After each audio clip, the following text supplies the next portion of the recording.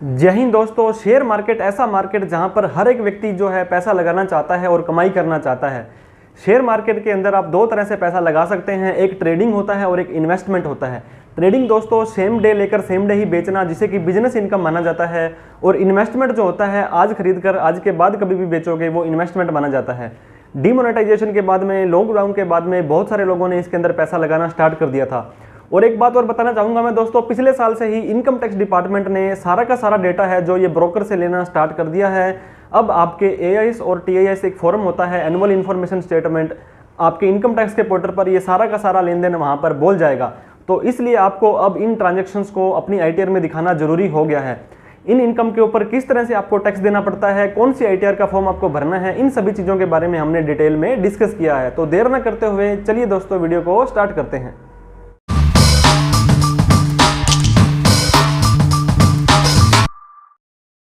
Share market income tax and ITR. तो दोस्तों share market की इनकम पर कैसे आपको टैक्स देना है और कैसे आपको आईटीआर भरनी है, इससे पहले मैं बता दूं शेयर मार्केट से आपको किस तरह से इनकम हो सकती है। Long term capital gain, short term capital gain, intraday, future and option, dividend, और अगर आप एक कंपनी की ब्रोकरशिप ली हुई है, आप किसी कंपनी के ब्रोकर हो, तो इस तरह से आपकी जो है ट्रांजैक्शंस होती हैं या आप इनकम है वहाँ से कमा सकते हैं। तो सबसे पहले हम बात करना चाहेंगे डिविडेंड इनकम की। डिविडेंड दोस्तों लाभांश होता है, लाभों का अंश। अगर कोई कंपनी प्रॉफिट कमाती है तो उस प्रॉफिट का कुछ हिस्सा इक्विटी शेयर होल्डर में बांटना चाहती है तो वो बांट सकती है। अगर आप शेयर इन्वेस्ट करते हो या आप म्यूचुअल फंड के अंदर इन्वेस्ट करते हो तो वो कंपनी के प्रॉफिट्स हैं वो शेयर होल्डर्स में डिस्ट्रीब्यूट किए जाएंगे। इस इनकम को पिछले 2 सालों तक तो दोस्तों ये टैक्स फ्री होती थी, लेकिन पिछले साल और इस साल से आपको इनकम फ्रॉम अदर सोर्स के अंदर आपको लेना पड़ेगा और आपको अपने टैक्स स्लैब के हिसाब से ही आपको जो है इसके ऊपर टैक्स देना पड़ेगा। अब लेट्स सपोज दोस्तों 2.5 लाख रुपए तक आपकी कोई छूट इनकम नहीं है, टैक्स नहीं है, और 2.5 से 5 भी आपको रिबेट मिल जाती है।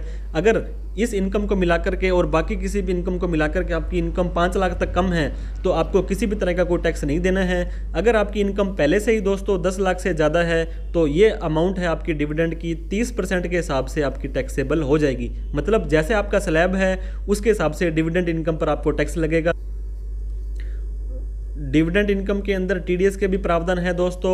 अगर आपको 5,000 रुपये से ज़्यादा कोई कंपनी डिविडेंड देती है तो 10% टीडीएस काट के देगी और ये टीडीएस आपका 26 एएस, टीआईएस और एएस के अंदर शो हो जाएगा। काफ़ी सारी कंपनियां 5,000 से कम का डिविडेंड देती, 50 रुपये का डिविडेंड देती है तो भी 5 रुपये का टीडीएस काट लेती है, तो कोई दिक्कत वाली बात नहीं है।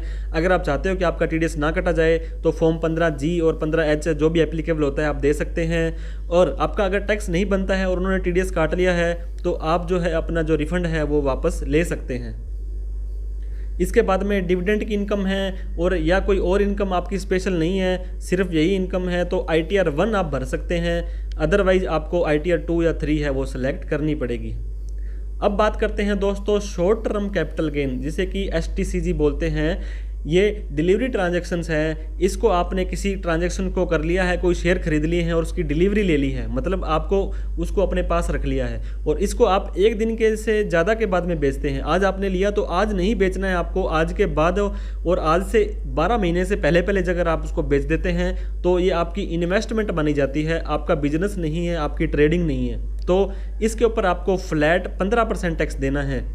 मतलब 100 रुपये आपको शॉर्ट टर्म कैपिटल गेन हुआ तो 15% टैक्स तो आपका गवर्नमेंट ले जाएगी, आपको 85 रुपये ही उसके अंदर बचेंगे। लेकिन आपको स्लैब का बेनिफिट यहाँ पे मिल जाएगा।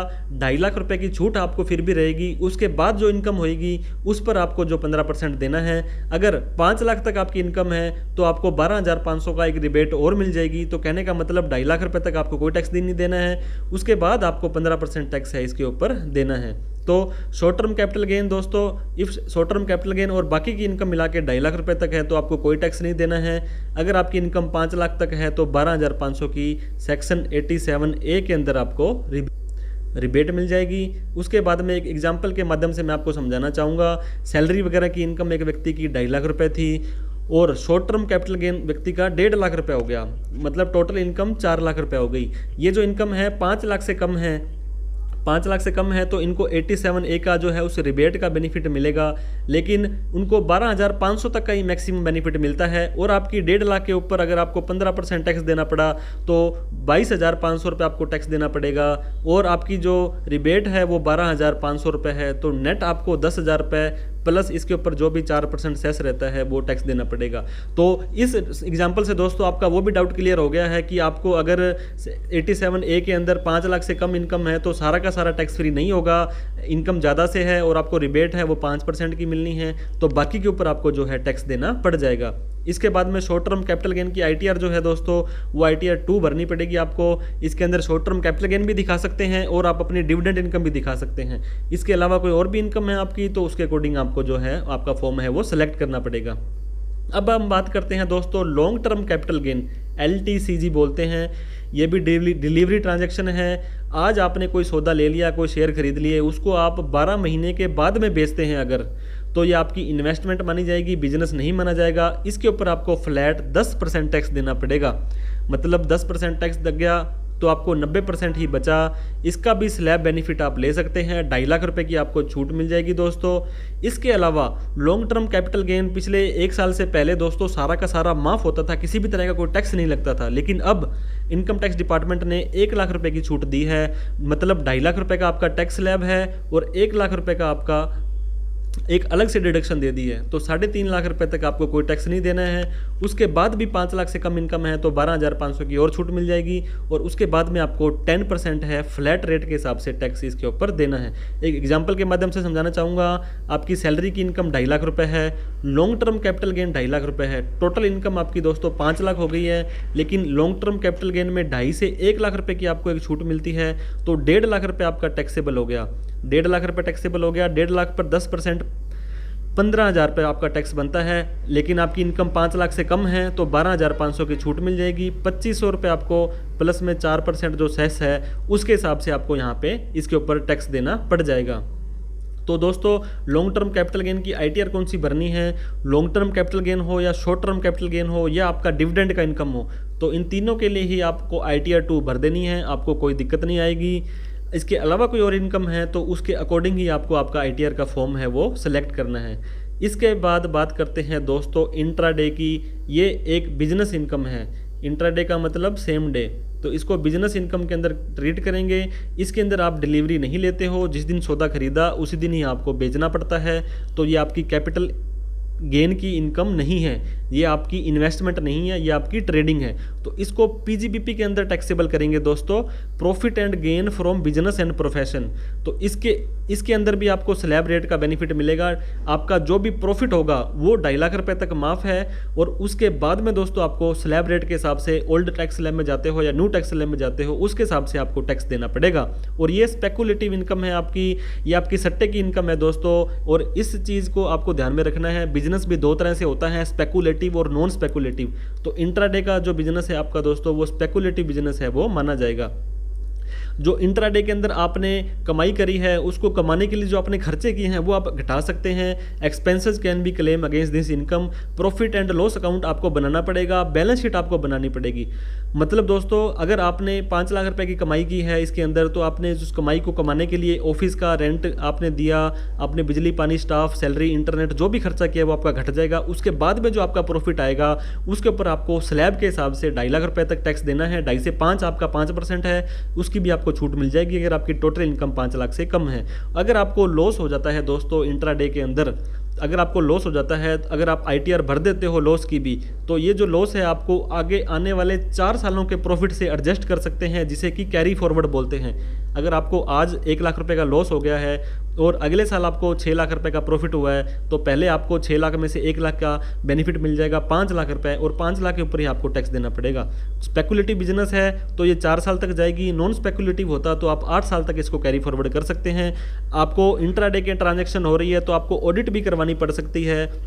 अगर आपकी टर्नओवर 10 करोड़ से ज़्यादा है और आप प्रॉफिट है जो वो कम दिखा रहे हैं, तो आपको इंट्राडे के अंदर भी एक चार्टर्ड अकाउंटेंट से ऑडिट भी करवानी पड़ सकती है। इंट्राडे के अंदर कौन सी ITR आपको भरनी पड़ेगी?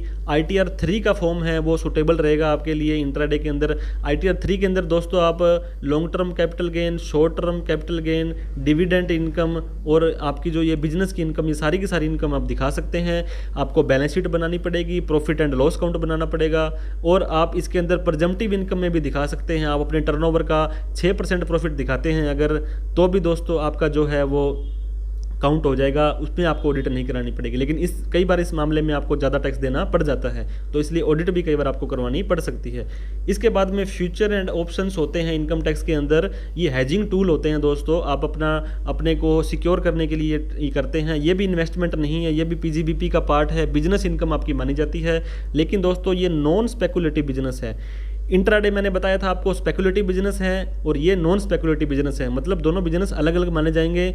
और इसके ऊपर भी आपको टैक्स स्लैब के हिसाब से ही टैक्स देना है। 2.5 लाख रुपए तक कोई टैक्स नहीं है, 2.5 से 5, और ओल्ड स्लैब में जैसे भी आप जाते हैं और आपकी टर्नओवर 10 करोड़ से ज़्यादा है तो आपको ऑडिट भी करवानी पड़ सकती है। तो दोस्तों ये आपको ऑडिट टर्नओवर कैसे पता लगेगा? जब आपका ब्रोकर आपको रिपोर्ट देगा तो उसके ऊपर डायरेक्ट लिखी होगी कि आपकी इतनी टर्नओवर है, उसके हिसाब से आप डिफाइन कर सकते हैं कि आपको टर्नओवर कितनी है, ऑडिट करवानी है या नहीं करवानी है। तो फ्यूचर एंड ऑप्शन के अंदर भी आपको ITR 3 भरनी पड़ेगी, बैलेंस शीट बनानी पड़ेगी, प्रॉफिट एंड लॉस अकाउंट बनाना पड़ेगा। प्रेजम्पटिव इनकम के अंदर आप 6% से कम टर्नओवर है तो आप अपना 6% का जो प्रॉफिट है वो डायरेक्ट दिखा सकते हैं। अगर आपको लॉस है दोस्तों तो आप ITR भरने के बाद में अगले सालों तक आप उसको कैरी फॉरवर्ड कर सकते हैं, अगले 8 सालों तक कैरी फॉरवर्ड कर सकते हैं। जैसे इंट्राडे के अंदर आप 4 साल तक कर सकते हैं और फ्यूचर एंड ऑप्शन के अंदर आप 8 सालों के जो नुकसान होते हैं उससे प्रॉफिट होगा तो इस नुकसान को अगले 8 सालों तक आप एडजस्ट कर सकते हैं। इसके बाद में अगर आप एक ब्रोकर हो, आपने किसी कंपनी की फ्रेंचाइजी ली हुई है, आप उसका अकाउंट ओपन करवा के कस्टमर का आपको कमीशन का कुछ परसेंटेज मिलता है। कई बार तो दोस्तों 50-50 होता है, बहुत सारे केस में 70-30 होता है, 70% ब्रोकर को दे देते हैं वो। तो जो आपको ये कमीशन मिलेगा दोस्तों आपके फॉर्म 26 AS में भी बोल जाएगा, आपका वहाँ पे TDS भी काटा जाएगा और इस रिसिप्ट को आप प्रॉफिट एंड लॉस अकाउंट के अंदर आप अपनी बिजनेस रिसिप्ट मान सकते हैं। उसके बाद में जो भी खर्चे हुए वो घटा करके बैलेंस शीट बना करके प्रॉफिट एंड लॉस अकाउंट बना करके जो बचेगा प्रॉफिट उसके ऊपर आपको टैक्स देना है, वो भी टैक्स स्लैब रेट के हिसाब से आपको देना है। ITR 3 है वो आपको उसके लिए भरनी है और इस तरह से आप अपना जो ब्रोकरशिप वाला है बिजनेस वो भी दिखा सकते हैं। इसके बाद में आपको मैं कुछ एडवाइस टिप्स देना चाहूँगा दोस्तों। वैसे तो सब लोग ज्ञानी ध्यानी होते हैं, लेकिन फिर भी अगर आप हायर टैक्स स्लैब में आते हैं, जैसे मैंने आपको बताया था कि आप 2.5 लाख रुपए तक आपको टैक्स नहीं लगता है। अगर आपकी इनकम 10 लाख रुपए से ज़्यादा है और आप शेयर मार्केट के अंदर ट्रांजैक्शन करते हैं तो 2.5 लाख रुपए की बेनिफिट आपको नहीं मिलेगा और शेयर मार्केट के ऊपर लॉन्ग टर्म शॉर्ट टर्म में अंदर आपको 15% या 10% है वो आपको टैक्स देना पड़ जाएगा। तो इसके बजाय आप अपने फैमिली मेंबर में किसी व्यक्ति के नाम से शेयर मार्केट का अकाउंट ओपन करवा सकते हैं, क्योंकि हर व्यक्ति को 2.5 लाख रुपए की अलग छूट है और 2.5 लाख रुपए का बेनिफिट है उनको मिल जाएगा। अगर मान लो आपने 3 लाख रुपए के ऊपर लॉन्ग टर्म कैपिटल गेन कमाया है तो 2.5 लाख रुपए की तो वैसे छूट है और लाख रुपए की वैसे छूट है, तो आपको कोई भी टैक्स नहीं देना पड़ेगा। अगर वो किसी और व्यक्ति के नाम आपने खाता खुलवाया है और उनकी कोई और इनकम नहीं है तो if no other income then tax can be save. इसके बाद में क्लबिंग का आपको भी ध्यान में देना है। अगर आप अपने माइनर चाइल्ड को या अपने स्पाउस को कोई पैसा देते हैं, अगर अपने पति ने पत्नी के नाम अपने शेयर मार्केट में ओपन करवा लिया अकाउंट और उनकी कोई अलग से इनकम नहीं है तो वो सारी की सारी इनकम है वो पति में ही काउंट हो जाएगी। तो वही आपको ध्यान में रखना है क्लबिंग के प्रोविज़न को। अगर आप जॉब में हैं, सैलरी में हैं, आप गवर्नमेंट जॉब में हैं या आप प्राइवेट जॉब में भी हैं और इंट्राडे और फ्यूचर एंड ऑप्शन की अगर आप ट्रेडिंग करते हैं तो जैसे मैंने आपको बताया था इंट्राडे स्पेकुलेटिव बिजनेस है, future and option non speculative business है, तो ये बिजनेस इनकम मानी जाएगी आपकी। तो इसको आपको नहीं करना है। मान लीजिए आप सरकारी जॉब करते हैं और प्लस में आपने इंट्राडे कर लिया तो उसके अंदर आपका बिजनेस माना जाएगा। आप जॉब के ऊपर बिजनेस नहीं कर सकते हैं तो कल को आपको कोई दिक्कत ना आए अपने एम्प्लॉयर से, इसलिए आपको जो है इन सभी चीज़ों को ध्यान में रखना है और आपको टेंशन फ्री रहना है। तो आशा करता हूं दोस्तों शेयर मार्केट के ट्रांजैक्शंस के ऊपर कैसे टैक्स लगेगा और कौन सी ITR का फॉर्म आपको भरना है सब डाउट आपके क्लियर हो गए होंगे। फिर भी इस वीडियो से रिलेटेड इनकम टैक्स GST से रिलेटेड कोई भी डाउट क्वेरी क्वेश्चन हो तो आप कमेंट बॉक्स में कमेंट कर सकते हैं, हम उसका रिप्लाई करने की कोशिश करेंगे। वीडियो अच्छी लगी हो तो लाइक कर दें और अभी तक चैनल को सब्सक्राइब नहीं किया तो सब्सक्राइब करके बेल आइकन दबा दें ताकि हमारा भी हौसला बढ़ जाता है। थैंक यू सो मच दोस्तों। जय हिंद, जय भारत।